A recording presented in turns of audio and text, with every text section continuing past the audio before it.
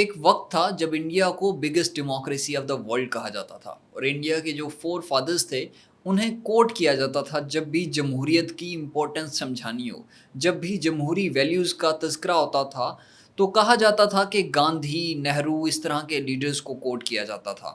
گاندھی کی میں ایک کوٹیشن بھی آپ کو سنا دیتا ہوں، اس میں وہ کہتے ہیں کہ my notion of democracy is that under which the weakest shall have same rights and equal opportunities as strongest.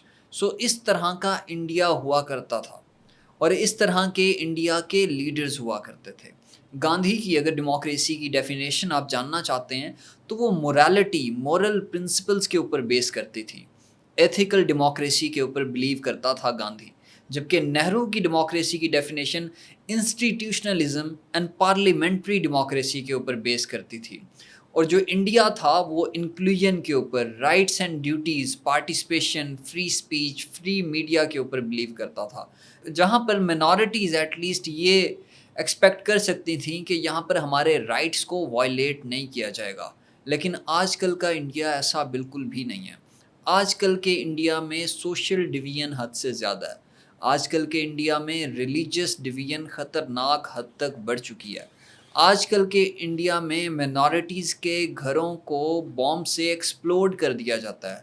آج کل کے انڈیا میں اپوزیشن کو کسی بھی وقت اریسٹ کر لیا جاتا ہے۔ آج کل کے انڈیا کے میڈیا کا نام فری میڈیا نہیں بلکہ گودی میڈیا ہے۔ اس طرح کا انڈیا کیسے بنا؟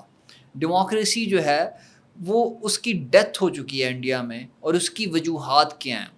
اس کی وجوہات صرف شاید ایک اگر وجہ میں آپ کے ساتھ ڈسکس کروں تو وہ شاید رائز آف نریندرا مودی ہے، یعنی کہ رائز آف بی جے پی ہے، کیونکہ ان کے آئیڈیاز، ان کی روٹس آر ایس ایس کی ایڈیالوجی کے ساتھ لنک کرتے ہیں، اور آر ایس ایس کی جو ایڈیالوجی ہے وہ تو بیس ہی اسی چیز کے اوپر کرتی ہے کہ ہندو نیشنلزم، یعنی کہ منارٹی کمیونٹی کے جتنے بھی لوگ ہیں ان کو ایکسکلوڈ کیا جائے۔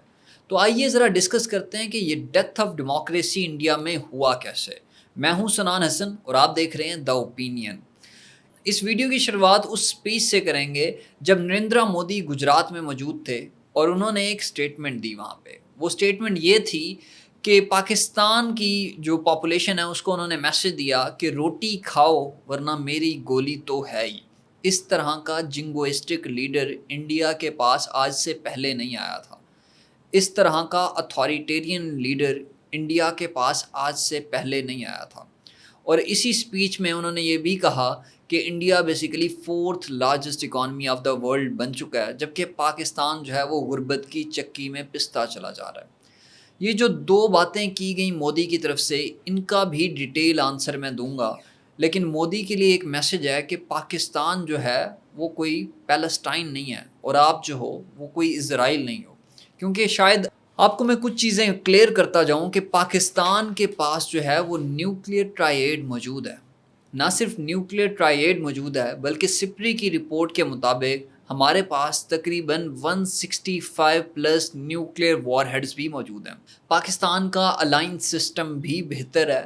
ہمارے پاس نیوکلیئر ویپنز کے حوالے سے ڈیلیوری سسٹم بھی موجود ہے، یعنی کہ ہمارے پاس بلسٹک میزلز بھی ہیں جو ہم آپ کی خاطر تواضع میں پیش کریں گے جب آپ دوبارہ سے پلاٹ کریں گے اس طرح کا کہ پاکستان کے اوپر اٹیک کرنا ہے، یا پھر آپ جب گولی لے کر آئیں گے تو انشاءاللہ پھر آپ کو میزائل کے ساتھ اور نیوکلیئر ویپنز کے ساتھ اور اسٹرانگسٹ آرمی کے ساتھ جو ہے آپ کا ویلکم کیا جائے گا۔ لیکن یہاں پر داستان ختم نہیں ہوتی۔ اگر آپ اٹیک کرنے کا سوچ رہے ہیں تو ہمارے پاس اسٹرانگ قسم کا الائنس بھی ہے۔ چائنا، ٹرکی، آذربائیجان، ارمینیا، سعودی عربیہ، مسلم کنٹریز بھی، یہ ساری کنٹریز بھی پاکستان کے ساتھ کھڑی ہوئی ہیں، اور آپ کی جو ڈپلومیٹک ڈیفیٹ ہے وہ آپ کے سامنے آ چکی ہے 7 میں، 8 میں، 9 میں اور 10 میں کو۔ لیکن ہماری ویڈیو کیونکہ اس چیز کے اوپر بیس کرتی ہے کہ جو ڈیموکریسی ہے اس کی ڈیتھ ہو کیسے رہی ہے، تو آئیے ذرا ڈسکس کرتے ہیں کہ بی جے پی کا رائز ہوا کیسے۔ بی جے پی کا رائز کیسے ہوتا ہے اس کے بارے میں ڈیٹیل ڈسکس کریں گے، لیکن ربندر ناتھ ٹیگور کیا کہتا ہے؟ ربندر ناتھ ٹیگور نے ڈیموکریسی کی ڈیفینیشن یہ دی تھی کہ where the mind is without fear. تو کیا آج کل کے انڈیا میں مینارٹیز کا مائنڈ جو ہے وہ وداؤٹ فیئر ہے؟ جب میں نے پریویس ویڈیوز بنائی تو اس میں میرے انڈین بھائیوں نے آ کے کافی کرٹیسائز کیا کہ پاکستان میں ایکسٹریمزم ہے، جی بالکل پاکستان میں ایکسٹریمزم ہے، but we have the guts کہ ہم اس ایکسٹریمزم کو ایکسیپٹ کرتے ہیں۔ پاکستان میں ہیومن رائٹس وائلیشن ہے، جی بالکل ہے، but we have the guts کہ ہم اس کے بارے میں بات کرتے ہیں۔ لیکن آپ کے اندر اس طرح کے گٹس موجود نہیں ہیں کہ آپ اس چیز کو ایکسیپٹ کرو کہ آج کل کا انڈیا وہ انڈیا نہیں ہے جس کا ڈریم گاندھی یا نہرو نے دیکھا تھا، کہ آج کل کا انڈیا وہ انڈیا نہیں ہے جو کہ آپ کے کانسٹیٹیوشن میں لکھا ہوا ہے، یعنی کہ سیکولر انڈیا۔ آپ کا انڈیا وہ انڈیا نہیں ہے جہاں پہ ربندر ناتھ ٹیگور نے اس طرح کی کوٹیشن لکھی تھی۔ اگر وہ آج زندہ ہوتا تو میرے خیال سے بڑا ہی ڈسہرٹ ہوتا، نہ صرف بی جے پی سے بلکہ انڈیا کی پاپولیشن سے بھی ڈسہرٹ ہوتا۔ سو آج کل کا انڈیا لبرل انڈیا نہیں ہے، بلکہ آج کل کا انڈیا لبرل انڈیا ہے، جہاں پر liberal leaders like Modi power میں ہیں، جو کہ اتھارٹیرین اینڈ ریپریشن کے اوپر بلیو کرتے ہیں۔ اسی کے ساتھ ساتھ میں آپ کو یہ بھی بتاتا چلوں کہ فریڈم ہاؤس رپورٹ جو ہے 2024 کی، وہ یہ کہتی ہے کہ India is partially free country. یہ فریڈم ہاؤس رپورٹ کہہ رہی ہے، کوئی پاکستانی نہیں کہہ رہا۔ آپ ہی کی کنٹری کی ایک پروفیسر ہیں، پروفیسر مایا، جو کہ ہارورڈ یونیورسٹی میں پڑھاتی ہیں، وہ کہتی ہیں کہ Modi has delivered prosperity and national pride to some and authoritarianism and repression to many others. یعنی کہ ہو سکتا ہے شاید ڈپلومیٹک کلاؤڈ یا پھر انٹرنیشنل کمیونٹی کے سامنے آپ نے تھوڑا بہت جو پرائڈ ہے انڈیا کا اس کو تو بہتر کر لیا ہو، لیکن اسی کے ساتھ ساتھ انڈیا میں آپ ریپریشن بھی لائے ہو، آپ اوپریشن بھی لائے ہو، آپ مینورٹیز کی ایکسکلوژن بھی لائے ہو۔ اب اس کے امپیکٹ صرف پورے انڈیا کے اوپر نہیں ہوں گے، بلکہ پورے ساؤتھ ایشیا کے اوپر اس کے امپیکٹس ہوں گے، کیونکہ biggest democracy of the world ہے نا آپ، کیونکہ ریجنل ہیجیمونک ایمبیشنز رکھتے ہیں نا آپ، کیونکہ یونائٹڈ نیشن سیکورٹی کاؤنسل کے پرماننٹ ممبر بننا چاہتے ہیں نا آپ، تو وہاں پہ تو پھر ایکسٹریمزم نہیں نہ ہونی چاہیے۔ جی ہاں، پاکستان میں تو مسائل ہیں، پاکستان میں تو اتھارٹیرینزم رہی ہے، ہمارا جو فارمیٹیو فیز تھا وہ کوئی اچھا نہیں تھا، وہاں پر ڈکٹیٹرز لیڈ کرتے رہے۔ ہماری ایجوکیشن میں مسائل بھی موجود ہیں، لیکن ہماری ایجوکیشن ہمیں ایٹ لیسٹ اتنا سکھاتی ہے کہ ہم نے ہندوازم کو ڈس رسپیکٹ نہیں کرنا، ہم نے کسی اور ریلیجن کو ڈس رسپیکٹ نہیں کرنا۔ لیکن آپ نے جو پریویس کمنٹس کیے یا پھر وہ چیزیں کی، اوبویسلی میں بودر نہیں کرتا ان چیزوں کو، لیکن ایٹ لیسٹ ایجوکیشن کے اوپر بات ہو رہی تھی، تو میرے خیال سے تو پاکستان کی ایجوکیشن بہتر ہے۔ میں بھی کنسیڈر کرتا تھا شاید انڈیا کی ایجوکیشن بہتر ہے۔ اس وار سے پہلے تو میں یہ بھی کنسیڈر کرتا تھا کہ انڈیا کی جو ڈپلومیسی ہے وہ ہم سے زیادہ سکسیزفل ہے۔ اس وار سے پہلے تو میں یہ بھی کنسیڈر کرتا تھا کہ انڈیا جیو پولیٹیکلی ریلیونٹ ہے، پاکستان نہیں ہے۔ لیکن وہ ساری کی ساری ایزمپشنز غلط ثابت ہو گئیں، جیسے آپ کی ایزمپشن غلط ثابت ہو گئی، کیونکہ آپ کو لگتا تھا کہ پاکستان تباہ ہو جائے گا، کراچی جو ہے اس کے اوپر ہم نے قبضہ کر لینا ہے، لاہور کے اوپر قبضہ کر لینا ہے، لیکن ظاہر ہے گودی میڈیا کے مطابق تو آپ نے کر ہی لیا نا۔ ذرا اپنی ویڈیو کے اوپر آتے ہیں، تو کیا آپ کے اندر یہ گٹس ہیں کہ جو ریڈ ہوئی بی بی سی کے اوپر آپ اس کو ایکسیپٹ کرو؟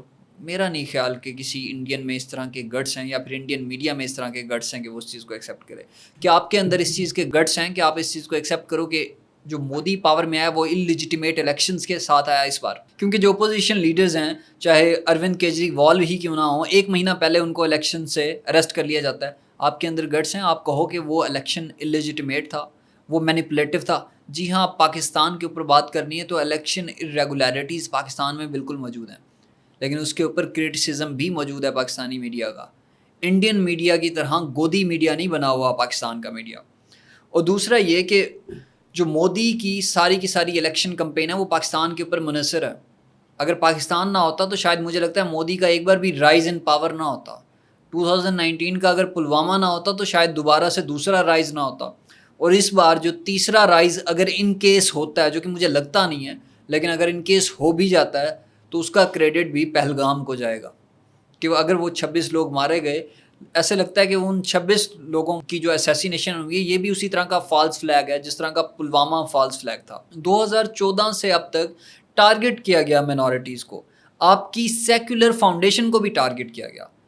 یہ جو ٹارگٹ ہے مسلمانوں کے اوپر، مسلمانوں کے گھروں کے اوپر، مسلمانوں کی مساجد کے اوپر، کرسچینٹی کے اوپر، مینورٹیز کے اوپر، یہ بیسیکلی انڈیا کے کانسٹیٹیوشن کے اوپر ٹارگٹ ہے۔ انڈیا کی سیکولر نیچر کے اوپر جو ہے وہ تماچا ہے یہ جو بی جے پی کی پالیسیز ہیں، اور آپ کو یہ ایکسیپٹ کرنی چاہیے۔ جو پلورلسٹک ڈیموکریسی کا خواب تھا وہ چکنا چور ہو چکا ہے، and the credit goes to the one and only fascist leader of South Asia, اور وہ ہے Narendra Modi, accept it or not, کیونکہ اس کی جو روٹس ہیں وہ آر ایس ایس میں ہی جا کے آپ کو ملتی ہیں۔ اسی کے ساتھ ساتھ میں آپ کو یہ بھی بتاتا چلوں کہ جو وائلنس ہے اگینسٹ کرسچن کمیونٹی وہ 400% تک رائز کر چکا ہے سنس 2014. میں نے اب کرسچن کمیونٹی کا ذکر کیا ہے کہ آپ یہ نہ کہو کہ بینگ اے مسلم میں تو بائسڈ ہو سکتا ہوں نا. سو کرسچن کمیونٹی کے اگینسٹ جو وائلنس ہے وہ 400% تک بڑھ چکا ہے, اور اس کے لنک جو ہے میں ڈسکرپشن میں دے دوں گا تاکہ آپ اس کو پڑھ سکو. دوسرا یہ کہ تقریباً 2024 میں پہلے 75 دنوں میں 161 کیسز آف وائلنس جو ہے رجسٹرڈ ہوئے ہیں اگینسٹ دی مینورٹیز. اب یہ کیسز پہلے تو رجسٹرڈ نہیں ہو رہے تھے, under the government of Nehru تو رجسٹرڈ نہیں ہو رہے تھے, کانگریس کی گورنمنٹ میں تو رجسٹرڈ نہیں ہو رہے تھے, کیونکہ وہ ٹالریٹ قسم کے لوگ تھے, کیونکہ ان کے فور فادر نے ان کو ایک ویژن دیا تھا کہ ڈیموکریسی میں انکلوژن ہوتی ہے, کہ انڈیا جو ہے وہ سیکولر رہے گا. لیکن اس طرح کے فور فادرز شاید بی جے پی کے موجود نہیں ہیں, کیونکہ بی جے پی کے فور فادرز کی روٹس آپ کو آر ایس ایس کی ایڈیالوجی میں ہی ملیں گی. 2024 کے الیکشنز میں 28 رپورٹڈ اٹیکس ہیں مینارٹیز کے اوپر, اور وہ کس نے رپورٹ کیے؟ ایمنسٹی انٹرنیشنل نے رپورٹ کیے, کسی پاکستانی ادارے نے, ڈان نے جو ہے وہ نہیں رپورٹ کیے. اس کو بھی کائنڈلی کریکٹ کر لیجیے گا اور اس کو سن لیجیے گا, پڑھ بھی لیجیے گا. دوسرا یہ کہ مارچ 2025 میں اچانک سے وائلنٹ کلیشز جو ہیں وہ ایرپٹ ہو جاتے ہیں. وہ وائلنٹ کلیشز کن کے درمیان تھے؟ مسلم اینڈ ہندو کمیونٹی کے درمیان تھے, جس میں اورنگزیب کا جو ٹام ہے اس کو ڈیمالش کیا جا رہا ہے. آج سے پہلے تو نہیں کیا گیا, آج سے پہلے تو مساجد کو ڈیمالش نہیں کیا گیا, اب کیوں کیا جا رہا ہے؟ آج سے پہلے مینارٹیز کو ایکسکلوڈ بھی نہیں کیا گیا, کیونکہ اب آپ کے پاس فیشسٹ رجیم ہے. ہمارے پاس تھی فارمیٹو فیز میں, ہم نے ایکسیپٹ کیا, ہم نے جھیلا. اسی طرح کی موب لنچنگ اب آپ بھی جھیلو گے, کیونکہ آپ کے پاس بھی اسی طرح کا لیڈر موجود ہے. اور جو بی جے پی کا ریٹرک ہے وہ تو ہے ہی ہندو نیشنلسٹ, اور جو بی جے پی کا سرج ہے وہ اینٹی اسلامک ریٹرک, اینٹی مسلم جو ہے ریٹرک کے اوپر تو بیس کرتا ہے سارا کا سارا اس کا جو ریسرجنس ہے پاور میں. اور مودی نے 2024 کے الیکشن کے دوران جو ہے تقریباً 173 سپیچز کی, اور 110 سپیچز میں اسلاموفوبک ریمارکس استعمال کیے. اس نے کیوں کیے؟ کیونکہ اس فیشسٹ کو یہ بات پتہ ہے کہ ریلیجن, مذہب کو سیل کیے بغیر میں جیت ہی نہیں سکتا. اسی وجہ سے تو وہ مذہب سیل کر رہا ہے آپ کو.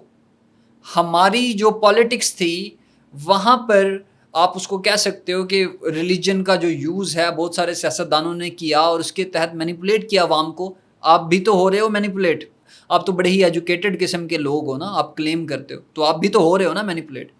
آپ بھی تو اس ایکسٹریمسٹ لیڈر کو لے کر آ رہے ہو نا پاور میں. آپ کی جوڈیشری بھی مینیپولیٹ ہو چکی ہے, آپ کے جو ریلیجس ڈویژن ہے حد سے زیادہ بڑھ چکی ہے, سوشل ڈس ہارمنی موجود ہے انڈیا میں اب, اور آپ کی جو سیکولر نیچر ہے وہ بھی ڈسٹرب ہو چکی ہے. اب سیکولر ایتھوس جو ہیں وہ بھی انڈرمائن کر لیے گئے ہیں بی جے پی کی طرف سے. مودی نے یہ بھی اسپیچ میں کہا تھا کہ انڈیا جو ہے وہ 4th largest economy of the world بن چکا ہے, لیکن مودی نے وہاں پر اس پاپولیشن کو یہ نہیں بتایا کہ وہ اس 4th لارجسٹ اکانومی میں جو بڑا شیئر ہے وہ تو امبانی اور اڈانی اور بڑے بڑے خاندان جو ہے ان کا ہے. کیونکہ آکسفم کی رپورٹ بھی شاید مودی کو جو ہے بتانی چاہیے تھی وہاں پہ. اور وہ آکسفم کی رپورٹ کیا کہہ رہی ہے؟ وہ یہ کہہ رہی ہے کہ جو 5% پاپولیشن ہے وہ 60% ویلتھ انڈیا کی جو ہے وہ اس کے پاس موجود ہے. اور دوسرا یہ کہ آکسفم کی ہی رپورٹ کہہ رہی ہے کہ جو ایک ڈیکیڈ میں ویلتھ جنریٹ ہوئی ہے 2012 سے 2021 تک, وہ صرف 1% پاپولیشن انڈیا کی جو ہے اسے اون کرتی ہے اس ویلتھ کو. سو اس حد تک کانسنٹریشن آف ویلتھ اور انیکوالٹیز موجود ہیں. سو اس بات کو جانے ہی دیں کہ آپ 4th largest economy of the world بن چکے ہیں. تو ناظرین, یہ تھی ہماری آج کی ویڈیو. آپ سے ملاقات ہوگی اگلی ویڈیو میں.